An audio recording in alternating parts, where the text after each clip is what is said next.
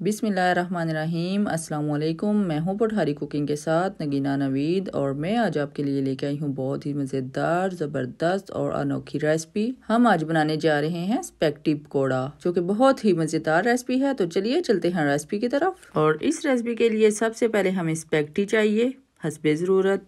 और एक बाउल में हमने ले लिया 1 कप बेसन। बेसन हमने उतना लेना है जितने हमने पकोड़े बनाने हैं।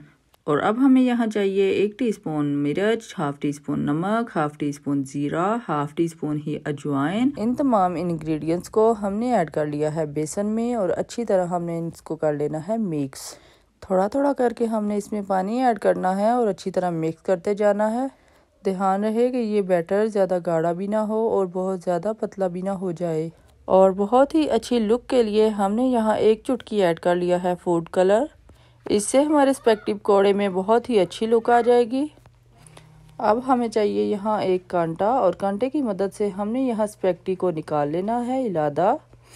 जैसा कि आप देख सकते हैं कि इस तरह हमने स्पेगेटी को अच्छी तरह से कांटे के ऊपर लपेट लिया है। और अब हमने इसको ऐड कर देना है बेसन में। अच्छी तरह अब इसको हमने लगा लेना है बेसन।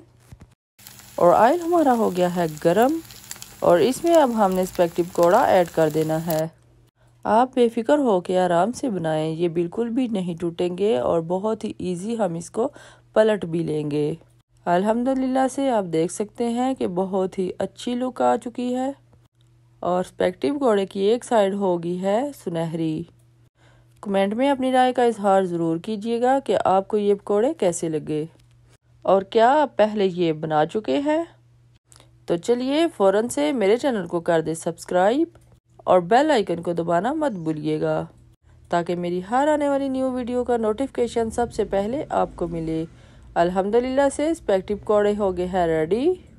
आप चटनी केचप के साथ इसे सर्व करें। और अगर की ज़िंदगी ने वफा तो मिलेंगे इंशाल्लाह एक न्यू रेसिपी के साथ। तब तक के लिए अल्लाह हाफिज़।